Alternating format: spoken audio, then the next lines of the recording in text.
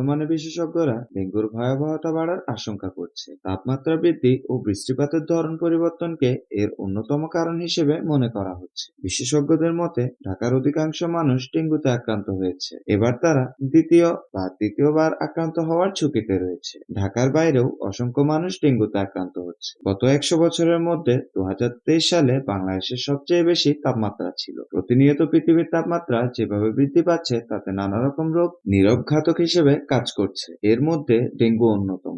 Doctor ABM Abdullah এর মতে একজন মানুষ 4 বার পর্যন্ত ডেঙ্গুতে আক্রান্ত হওয়ার ঝুঁকিতে থাকে। তিনি আরো বলেন, ঢাকার বেশিরভাগ মানুষ ডেঙ্গুতে আক্রান্ত হলেও সাধারণ উপসর্গ ও রোগ প্রতিরোধ ক্ষমতা থাকায় অনেকে হাসপাতালে ভর্তি হয়নি। তবে তারা দ্বিতীয়, তৃতীয় বা চতুর্থবার আক্রান্ত হলে অবস্থা মারাত্মক ভয়াবহ হবে। এরকম পরিস্থিতি যেন না হয় সেজন্য সারা বছর ডেঙ্গু নিয়ন্ত্রণে কাজ করে যেতে হবে। সম্প্রতি এক অনুষ্ঠানে স্বাস্থ্য কর্মকর্তা ব্রিগেডিয়ার জেনারেল ইমরুল কায়েস চৌধুরী বলেন, ব্রোটো ইন্ডেক্স বা বিআই ডিসেম্বর 2023 অনুযায়ী ঢাকা সিটিতে বর্ষা পরবর্তী এডিস মশার লার্ভার উপস্থিতি গত বছরের তুলনায় প্রায় 3 গুণ বৃদ্ধি পেয়েছে, যা এবছর আরো বৃদ্ধি পেতে পারে। প্রতি বছর জানুয়ারি মাসের তুলনায় এবছর জানুয়ারি মাসে সবথেকে বেশি 155 জন ডেঙ্গুতে আক্রান্ত হয়ে হাসপাতালে ভর্তি হয়েছে, যা পূর্বের বছরের তুলনায় প্রায় দ্বিগুণ। গত বছর জানুয়ারি মাসে ডেঙ্গুতে আক্রান্তের সংখ্যা ছিল 566 জন, যা 2021 সালের জানুয়ারি মাসে ছিল